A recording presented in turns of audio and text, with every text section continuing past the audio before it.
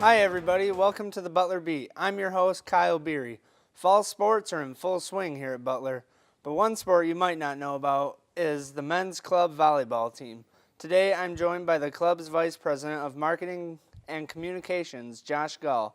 Thanks for being on the show with me today, Josh. So just to start the show, let's talk about just kind of the history of the program and just tell me what it's all about. Okay. So the men's club volleyball program goes back a little bit. I'm thinking maybe 8 to 10 years. We haven't been too competitive, too serious in the past. It's kind of been an outlet for competitive players from high school to kind of come and play and stay in shape, things like that. But we rebranded this last summer. We reshaped the image, reshaped the program.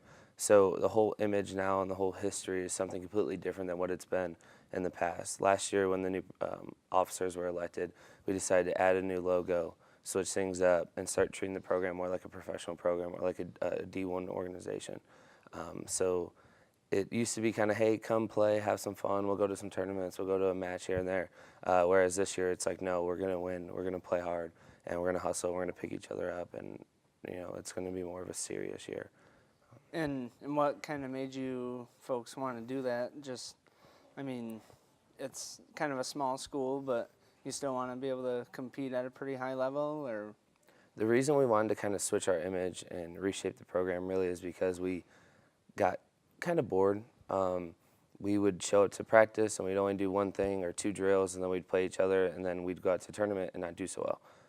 And for a lot of us who are very competitive and have this competitive drive inside where we want to win, we want to do well, we want to learn and continue to grow as not only athletes but as people and friends, we decided we needed to do something different. Parker Smith's now the president, and that's something that he really took on full-fledged last year. And over the summer, the group of officers, we kind of communicated every single day through emails, through texts, through phone calls, and really pushed for something new, a whole new start pretty much. And now, as a club team, you've got a coach. It's not just you guys out there doing your own thing, right?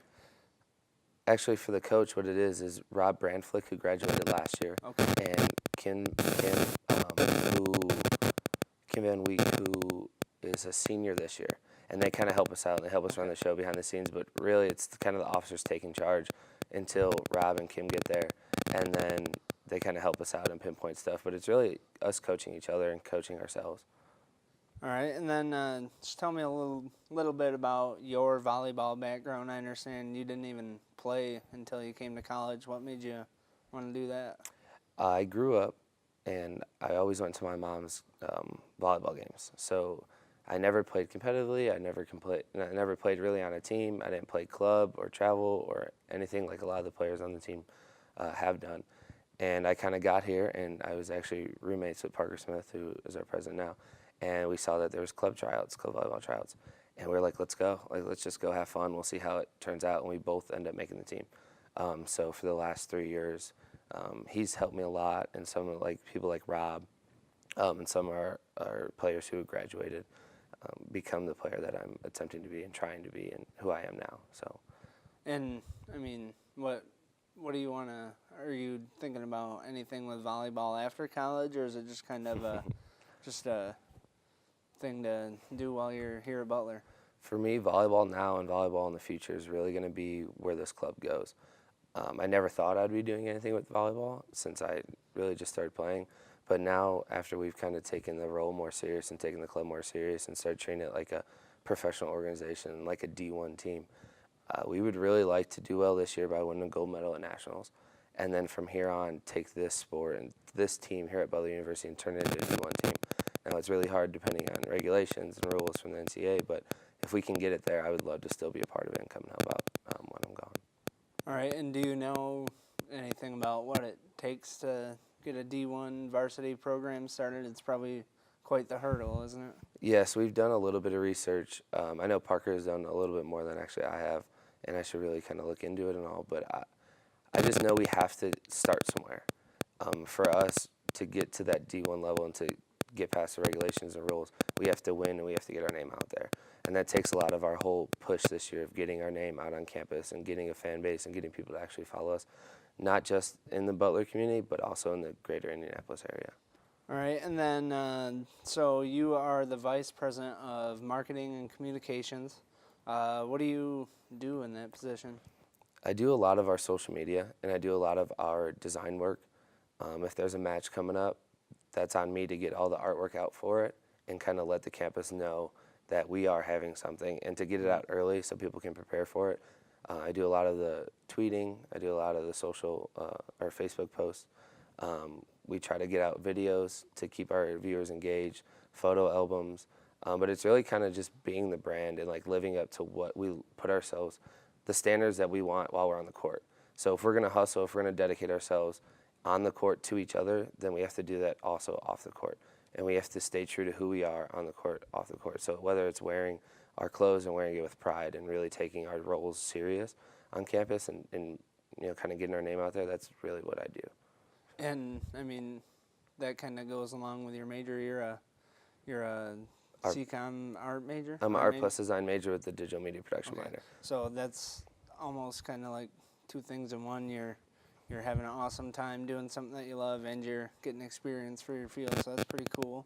And then I guess tell me a little bit about the actual matches themselves. You guys just beat Rose-Hulman the night before homecoming last week Friday, and just talk about that game and what's next on the schedule. Who's coming up? Yes, Rose-Hulman was a huge game for us. Having them first, we weren't sure how good they would be. We weren't sure if they were going to be better than us. We weren't sure if we were exactly prepared for it. We came out and we won it in 3, and we got the big win at home, like you said, the day right before homecoming. But for us, it was more than just that. It was a whole summer's worth of preparation. I know the officers really worked since we got in last year to set this game up and to have a fall schedule, because as we talked about in the past, we never really had a fall schedule. We never had a spring schedule. It was kind of just winging it and trying to get teams and tournaments to play us while the year was going on. Whereas this year we took a completely different approach and set up the games prior. So to have Rose-Hulman show up, to have a referee, to have volunteers help, to have it live tweeted and have people shoot it and have videos and like photographs and have a official drink sponsor like Rockstar Energy, it was really a dream come true, especially to start the year. And then going out and winning it in 3 games. And not having to play all 5 and not having to play, that was a big step for us, and it showed us where we wanted to go with the direction of our team this year. And now we also are playing. We're going to have another home match, October 25th, and the details are still trying to be worked out, but we will have one October 25th. And we are going to the IU tournament on November 1st, which we played in last year, did well, but with this year, our squad and the people we have and how much people are committed and dedicated to play hard and win, I think we're going to do really well. And just talking a little bit about, you said you got to have the home match, and that was a big deal. I actually had the pleasure of being there. You guys had a lot of Butler students down there in the HRC where you're holding games there now because of the renovations at Hinkle. But what was that like, playing in front of basically a packed house of all your peers? There was a lot of butterflies, a lot of jitters, and I think that showed a lot too in our first game because we were all really anxious.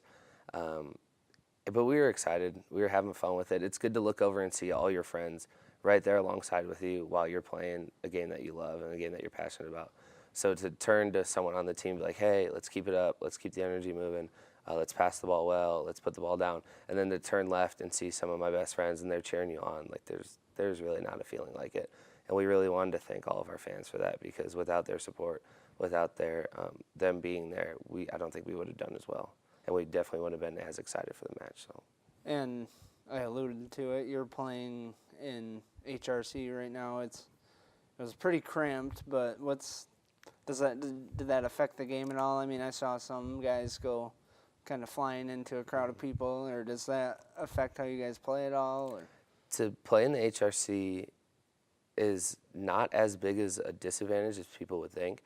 For a team like us where we have the mentality where the ball will never hit the ground, you're going to see us running into stands and jumping over bleachers and things like that, which isn't the easiest. But also in the HRC, it's close enough on campus where people want to go. They want to be there, and the atmosphere is there, and there's excitement. So it really just kind of pumps us up to play more and gets us ready for the match. So as tight as it may seem at times, when we go flying into the crowd, it's kind of more of a beneficial thing for us, especially because it gets loud, it echoes, and we love playing when our crowd has our back. So. Yep, and that was pretty cool. I mean, people came out that kind of started off the homecoming weekend, and that was quite the sight to see. But one thing I do want to talk about is you mentioned Rockstar Energy. They're your official sponsor, and that kind of surprised me to see that club sport at a small school has a sponsor. Is that pretty typical of a club team, or tell me a little bit about what that's all about? We want to take the approach is that we're not your average club. We're not your average club sport. We're not your average club team. We are trying to be a professional. We are a professional organization. We are treating it as if this is our job and this is what we do. So to have that sponsor like Rockstar Energy out there to back us up is not typical. It took a lot of work over the summer to get them to kind of come on board and to help us out. But now that they are on board, now that they are helping us out, it's huge for us. Like I said, the fans for us are a huge support system. Well, having a sponsor is a huge support system as well. We get to work closely with them. They work closely with us. We get to put their name out there. They get to put our name out there. And it really is just a really good partnership right now. So it's something we very much enjoy. And no, it's not typical, but it's something that we think is what we need to get it to the level that we want this club to get to. And you had like rosters on the chairs and on the benches with the Rockstar logo, and you actually handed out like Rockstar stickers and cans of their drink. Is that something that you're going to kind of continue with the next games? Or? Yes, for us, we want to get their name out there just as much as they're trying to help us out. So whereas having the roster and having their logo on the roster and giving out Rockstar and stickers, and we also have hats that we may give out and things like that. There's product that they give us that we are able to give out, which is it's huge for us. So we will be continuing that. That's something that we want to do. We think it's fun. It's different when you walk into a gym and there's just a roster there and you kind of look at it and you're like, oh, well, I know them, so that's cool. But it's really exciting when a fan or when someone who's been following us so closely walks in and sees our official drink sponsor or whatever type of sponsorship it may be there laid out for them, showing that we appreciate them being there and that their support means so much to us is the reason we do it, and that's the reason we want to keep doing it. So it's huge.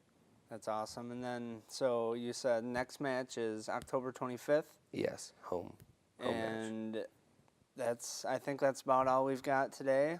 Josh Gall, the Butler Men's Club volleyball team, thanks for joining me today. And I'm Kyle Beery, and you've been watching the Butler Beat.